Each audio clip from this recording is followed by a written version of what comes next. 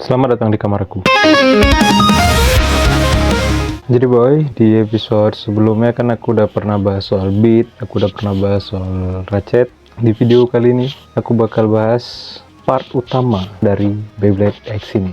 Tuh, ya, Blade. Jadi mungkin kalian baru beli, kalian baru punya Beyblade X dan kalian pikir Blade ini itu 100% besi. Enggak, ini bukan 100% besi ya Blade ini. Blade ini tuh masih ada campuran plastiknya juga, enggak sepenuhnya besi. Jadi jangan naruh ekspektasi terlalu tinggi ya. Tapi ada bagusnya juga, karena kalau 100% besi kan pecah deh nanti begitu diadu. Jadi boy, aku udah coba lihat atau riset tentang beberapa hal atau faktor yang dinilai orang sebelum dia milih Blade. Memang sih kalau kita beli Beyblade X kan kita beli satu set gitu, Blade, ratchet, beat.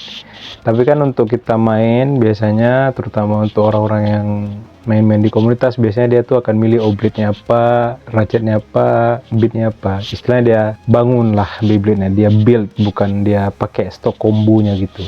Jadi dari sekian banyak resource yang aku lihat di internet mengenai Blade-nya Beyblade X ini, aku ketemu satu titik di mana penilaian utamanya biasa dari orang untuk ngebeli Blade-nya Beyblade X ini tuh biasanya dari berat biasanya ya. Karena berat di Blade ini itu punya pengaruh sendiri terhadap apa ya, besarnya impact atau benturan atau berapa kuat dia nabrak ke blade lawan. Tapi ada tapinya lagi, yang terberat nggak selamanya yang terbaik untuk Beyblade X ini ya. Karena ini contoh, aku punya dua di sini, contoh aja nih, ada Impact Drake sama Whale Wave. Dua blade ini bisa ku bilang salah dua dari blade paling berat yang bisa didapat di pasar atau toko mainan di Indonesia secara resmi sekarang ya. Dua ini beratnya di sekitar 38 sampai 39 gram. Tapi dua blade ini jarang muncul di kompetisi, terutama di turnamen-turnamen yang skalanya udah antar komunitas lah, udah di luar daripada mini turnamennya komunitas. Nah, dua blade ini memang dia kenapa dua blade ini jarang muncul di skena kompetitif, malah lebih sering muncul kan kayak Phoenix Wing, Wizard Rod, Silver Wolf. Itu ada lagi faktor lain, tapi ini masih perdebatan ya, itu bentuk blade-nya. Karena kan kalau ini kita lihat, ini bentuk blade-nya sedikit apa ya, agak kotak, sisi 4 gini, ini sisi 5 ya, segi 5 dia. Terus kan ini juga bentuk blade-nya itu, kalau ini dia agak ada sisi landainya, sementara ini dia lebih apa, menuki, lebih tinggi gitu. Tapi untuk soal bentuk blade-nya sendiri aku kurang tahu. Cuman ya aku rasain dari setelah aku pakai atau aku coba kurang lebih mungkin 2 bulanan ini, memang untuk cara launchnya, untuk ngoptimalin dia itu di battle susah. Jadi itu mungkin salah satu faktornya juga kenapa dua blade tadi itu nggak sepopuler Phoenix Wing sama Wizard Rod yang sekarang lagi hype ya. Oke, tapi sebetulnya untuk blade sendiri memang blade meta itu udah ada tersendiri. Maksudnya blade meta tuh yang populernya itu memang udah ada. Tapi bukan berarti blade lain tuh jelek ya. Bukan berarti blade lain itu jelek. Ini tentang murni preferensi aja, jadi nggak ada satu teori yang benar dan salah soal blade ini. Jadi mungkin untuk pembahasan lebih detail mengenai tentang berat sama bentuk, aku bakal jelasin lebih dekat aja. Mari kita lihat lebih dekat. Blade itu sendiri masing-masing ada sisinya ya, ada jumlah pedangnya, itu dulu yang kita bahas. Ini yang satu pedang ya, ini Drum Buster. Dari kotaknya ini blade tipe tech, karena dia punya satu pedang besar di depannya, titik beratnya. Terus kita punya yang dua pedang, ini dua pedang besarnya di sini.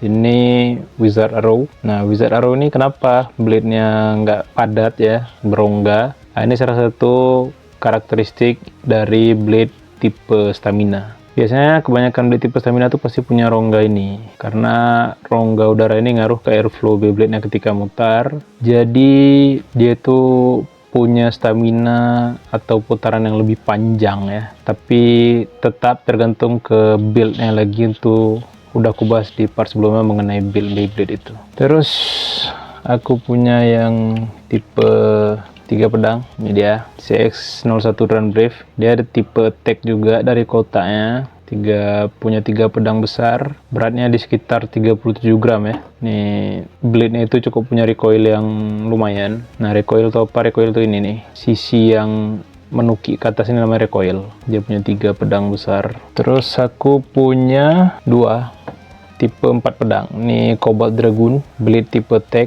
menurut pabrikan dan kotaknya. Nah ini sama Impact Drake, dua-duanya ini punya 4 pedang. Bedanya yang satu ini punya gimmick rubber parts di tiap sisi blade-nya ya, tiap sisi pedangnya. Ini beratnya 39 gram dan yang ini tuh beratnya sekitar 37 graman ya. Untuk Drum Buster sama Wizard Arrow, sorry terlewat.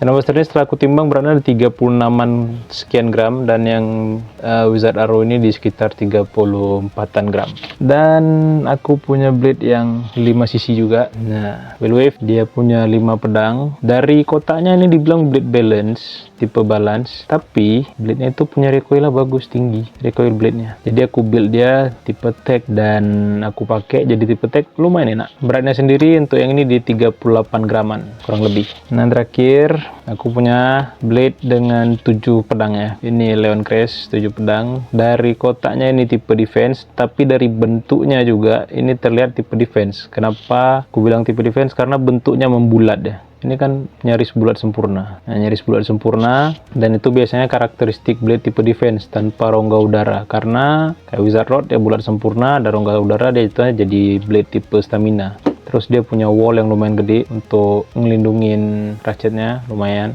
Udah agak bonyok punya rupanya. Nah, mungkin kelihatannya agak ada yang aneh ya untuk blade yang ini ya. Dia kan putaran kanan, tapi blade-nya itu untuk ngarahnya ke putaran kiri. Kan biasa putaran kiri gini. Nah, contoh nih, ini blade putaran kiri, arah pedangnya itu sama dengan Cobalt Dragoon kan. Padahal Cobalt Dragoon putaran kiri, Leon Crash ini putaran kanan. Nah, kenapa? Ini harapannya si blade ini ketika dia putar kanan gini, itu bisa buat ngedeflect dari attack-nya lawan, dari serangannya lawan ya. Itu apa istilahnya, ngebelokin serangannya lawan gitulah. Ya, gitulah, dipentalin lah istilahnya. Nah, jadi kan udah ada nih, ini blade tipe fence, ini blade tipe stamina, ini ada blade tipe tech ya. Nah, tapi balik lagi, tipe blade itu hanya di kotak, karena pada akhirnya yang nentuin tipe Beyblade itu kita sendiri. Ini aku buat Dragoon tipe tech, tapi aku buat jadi balance pakai elevate nih. Nah gitu. Oke, tadi kan aku udah bahas tentang bentuk blade itu, apa itu recoil, berat blade-nya masing-masing tuh gimana, udah aku bahas. Tipe blade-nya juga udah aku bahas juga tadi pas dari dekat ya. Jadi blade mana yang bagus? Semua blade itu bagus. Semua blade itu bagus. Semua blade itu ada fungsinya. Semua blade itu ada gunanya, dan semua blade itu ada penikmatnya. Betul, memang meta Beyblade itu ada, blade yang meta itu ada, tapi pada akhirnya yang bikin kalian menang kompetisi itu bukan blade-nya, bukan kombonya, tapi hasil latihan kalian sendiri. Blade yang kuat itu adalah blade yang kalian biasa pakai dan biasa latihan. Dan buat kalian yang mungkin baru pertama kali atau baru pengen beli Beyblade, udah nggak usah banyak mikir worth it enggak, beli aja yang kalian betul-betul suka. Karena untuk apa kalian beli yang kata orang kuat tapi pada akhirnya kalian nggak suka, itu untuk apa? Jadi pilihlah yang memang kalian suka, pilih yang kalian mau. Video ini nggak aku bikin untuk rekomendasi, ini cuma untuk preferensi aja mengenai gimana sih blade itu, karakteristiknya gimana, itu aja. Nggak ada aku untuk nyaranin oh beli ini, nggak. Jadi pilihlah blade yang memang kalian suka, karena semua blade itu bagus. Kalau memang kalian rasa kalian udah riset tapi jarang muncul di kompetisi, mungkin dia belum menemukan pasangan yang tepat ya.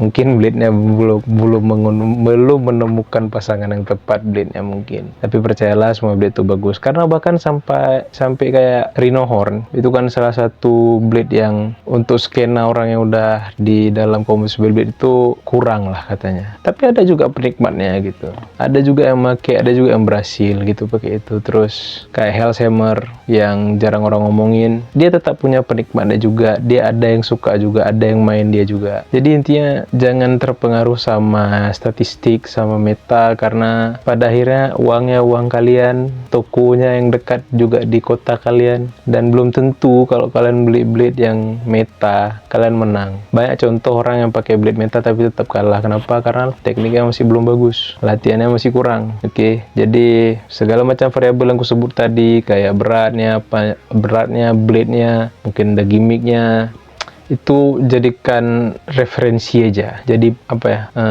informasi tambahan aja. Jangan take it serius untuk dijadikan rekomendasi. Aku nggak merekomkan itu. Oke, jadi itu dulu untuk video kali ini dari aku. Jangan lupa latihan, feel the bay, dan minggu depan balik lagi ke kamar aku.